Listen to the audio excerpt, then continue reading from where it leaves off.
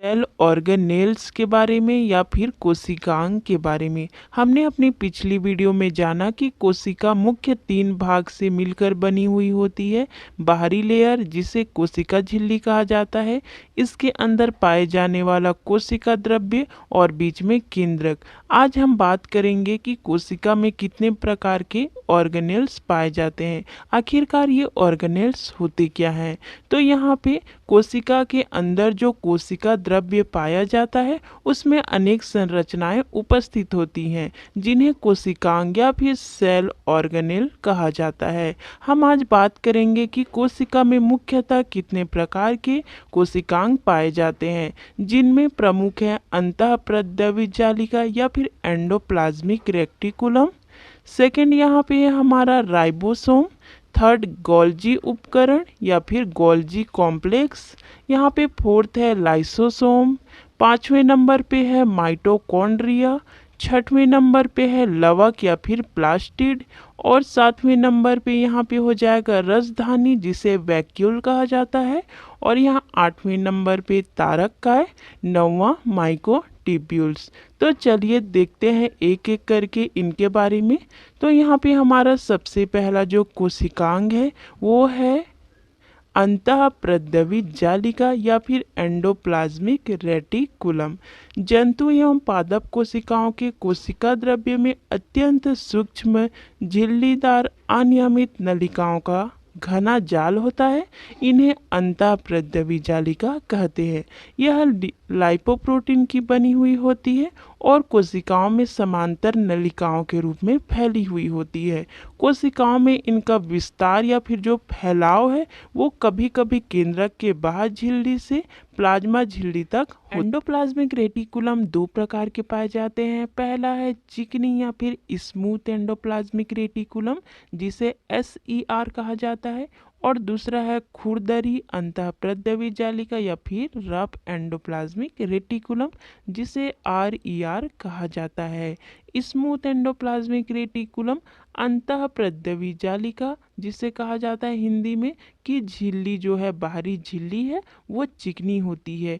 इसकी सतह पर राइबोसोम नहीं पाए जाते, जिसके कारण यह चिकनी होती है। ये लिपिड स्राव के लिए उत्तरदायी होते हैं। हमारा दूसरा जो प्रकार है रफ एंडोप्लाज्मिक रेटिकुलम, इसकी जो बाहरी झिल्ली है उसके ऊपर छोटे छोटे कण पाए जाते हैं, जिन्हें राइबोसोम कहा जाता है। चिकनी अंतःप्रद्रवी जालिका वसा एवं कोलेस्ट्रॉल संश्लेषण में भाग लेती हैं। खुरदुरी अंतःप्रद्रवी जालिका प्रोटीन संश्लेषण में मदद करते हैं। एंडोप्लाज्मिक रेटिकुलम जालिका जो है अंतः कोशिका परिवहन तंत्र का निर्माण करती हैं। ये कोशिका द्रव्य में अनुवांशिक पदार्थों को केंद्रक से आने जाने का पथ बनाती है। यह कोशिका द्रव्य को यांत्रिक सहारा प्रदान करती हैं। यह कोशिका विभाजन के समय कोशिका प्लेट एवं केंद्रक झिल्ली के निर्माण में भी भाग लेती हैं। अब हम बात करेंगे हमारा जो दूसरा कोशिकांग है राइबोसोम के बारे में। इसकी खोज पैलेड ने 1955 में की थी। ये ऐसे कण हैं जो केवल इलेक्ट्रॉन सूक्ष्मदर्शी से ही दिखाई पड़ते हैं। ये अंतःप्रद्रवी जालिका की झिल्लियों की सतह पर सटे हुए होते हैं। जैसे हमने अभी पहले देखा कि ये जो बाहरी झिल्ली है रफ एंडोप्लाज्मिक रेटिकुलम की, उसकी सतह पर पाए जाते हैं, या फिर ये अकेले भी गुच्छों के रूप में कोशिका द्रव्य में पाए जा सकते हैं। जो राइबोसोम गुच्छों के रूप में कोशिका द्रव्य में पाए जाते हैं उन्हें पॉलीराइबोसोम या फिर पॉलीसोम कहते हैं। ये रचनाएं प्रोटीन और RNA की बनी होती हैं। राइबोसोम का यदि हम कार्य देखें तो राइबोसोम प्रोटीन संश्लेषण में भाग लेती है। हमारा यहाँ पे तीसरा जो कोशिकांग है वो है गोल्जी उपकरण या फिर गोल्जी कॉम्प्लेक्स। इसकी खोज कैमिलो गोल्जी ने 1898 ईस्वी में की थी। साधारण सूक्ष्मदर्शी से यदि हम देखें तो यह मुड़ी हुई छड़ या फिर गुच्छों के समान प्रतीत होती है। इलेक्ट्रॉन सूक्ष्मदर्शी से देखने पर ये चारों तरफ से झिल्ली से घिरी हुई अनेक समांतर नलिकाओं या फिर जो चपटी कुंडली या फिर जिसे सिस्टर्नी कहा जाता है की तरह होते हैं। कुंडिकाओं या फिर जिसे सिस्टर्नी कहते हैं के एक सिरे पर छोटी छोटी वेसिकल स्थित होती हैं। इसके अतिरिक्त नीचे की तरफ बड़ी बड़ी वैक्यूल्स पाई जाती हैं। गोल्जी काय की झिल्लियों का संपर्क अंतःप्रद्रवी जालिका या फिर एंडोप्लाज्मिक रेटिकुलम जालिका या फिर ईआर की झिल्लियों से रहता है। गोल्जी काय कुछ यूकैरियोटिक कोशिका स्तनधारी की लाल रुधिर कणिका जीवाणु एवं नीलहरित शैवालों में नहीं पाए जाते हैं। ये कोशिका का मुख्य श्रावण अंगक है। यह लाइसोसोम एवं पराक्सीसोम के निर्माण में मदद करता है। पादप कोशिका के विभाजन के समय यह कोशिका प्लेट बनाने में मदद करता है। हमारा यहाँ पे नेक्स्ट कोशिकांग है लाइसोसोम। यदि हम इसकी खोजकर्ता की बात करें तो इसकी जो खोजकर्ता है वो डी डवे द्वारा 1958 ईस्वी में किया गया था। यह बहुत ही सूक्ष्म कोशिकांग है जो छोटी छोटी वेसिकल्स या फिर पुटिकाओं के रूप में पाए जाते हैं। इसके चारों तरफ एक पतली झिल्ली पाई जाती है। इसका आकार बहुत ही छोटा है, थैली के समान होता है। इनमें कुछ ऐसे एंजाइम पाए जाते हैं जो कि जीव द्रव्य को घुला देने या फिर उसे नष्ट कर देने की क्षमता रखते हैं।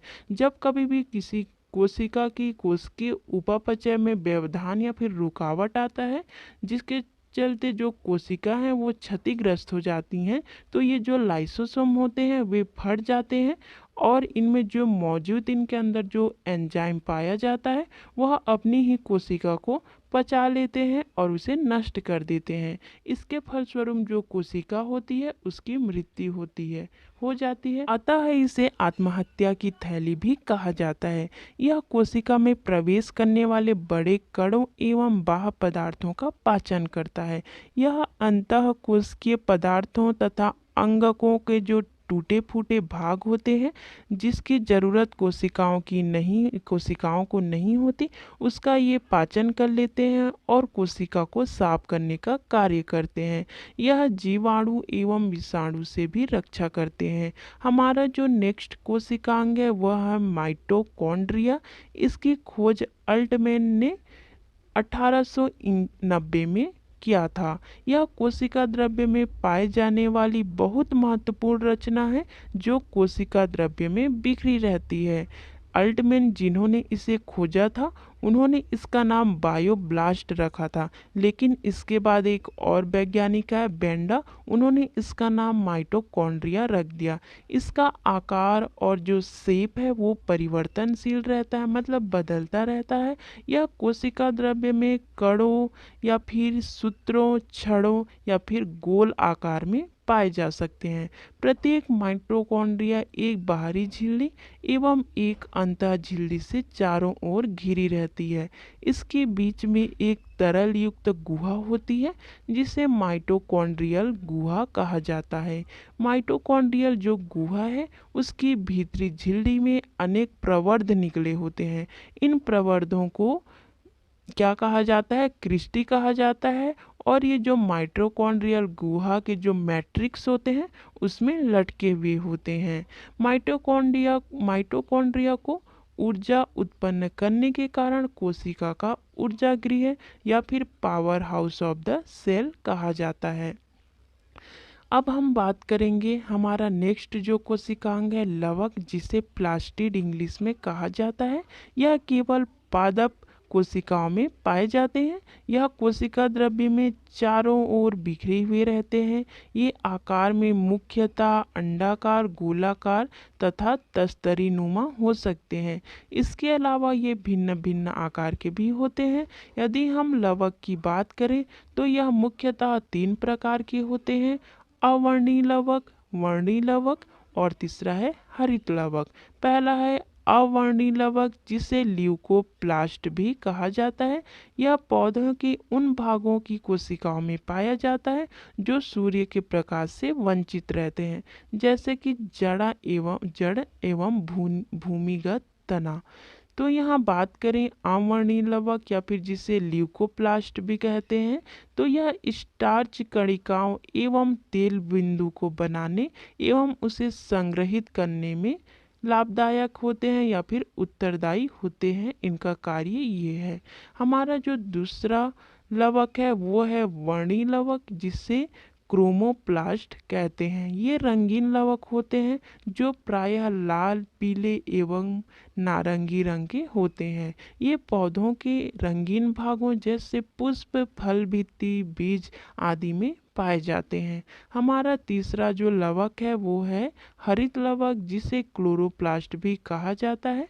पौधों के लिए हरित लवक बहुत ही महत्वपूर्ण कोशिकीय संरचना है, क्योंकि इसी में मौजूद जो वर्णक है की सहायता से ये प्रकाश संश्लेषण की क्रिया संपन्न करते हैं। इनके बिना पौधे अपना भोजन बनाने में असमर्थ होते हैं, नहीं बना पाएंगे यदि हम सीधी तौर पे कहें तो। इसी कारण इन्हें कोशिका का रसोई घर भी कहा जाता है। हमारा नेक्स्ट कोशिकांग है रसधानी, या फिर जिसे वैक्यूल कहा जाता है।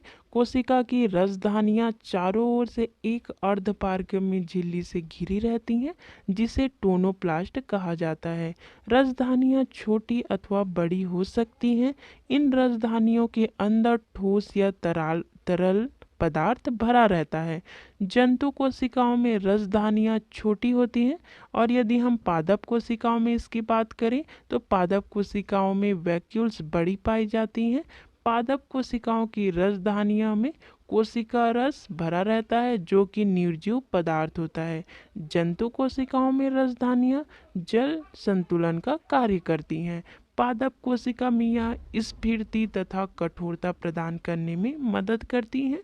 कुछ एक कोशिकीय जीवों में विशिष्ट रसधानियां कुछ अपशिष्ट पदार्थों को शरीर से बाहर निकालने में सहायक होती हैं। अब हमारा नेक्स्ट जो कोशिकांग है वो है तारककाय या फिर सेंट्रोसोम। इसकी खोज बोवेरी ने 1888 ईस्वी में की थी। यह केवल जंतु कोशिकाओं में पाया जाता है। यह एक बेलन जैसी रचना के रूप में दिखती है। यह जंतु कोशिका के केंद्र के पास एक छोटा सा चमकदार क्षेत्र होता है। इनमें एक या दो सूक्ष्म रचनाएं होती हैं, जिसे सेंट्रियोल कहा जाता है। प्रत्येक सेंट्रियोल के चारों ओर धागे की तरह तारक रश्मियां दिखाई पड़ती हैं। तारक का जंतु कोशिका विभाजन में मदद करता है। यह कोशिका में सीलिया एवं फ्लैजिला बनाने में भाग लेता है। यह कोशिका का प्रचलन अंगक कहलाता है। हमारा नेक्स्ट कोशिकांग है माइक्रोट्यूब्यूल्स। यदि हम बात करें माइक्रोट्यूब्यूल्स क्या होते हैं, तो ये छोटी छोटी नलिकाकार रचनाएं होती हैं जो कोशिका द्रव्य में पाई जाती हैं। यह कोशिका विभाजन के समय स्पिंडल के निर्माण में भाग लेती हैं। यह सेंट्रियोल, सीलिया, फ्लैजिला आदि के निर्माण में भी भाग लेती हैं।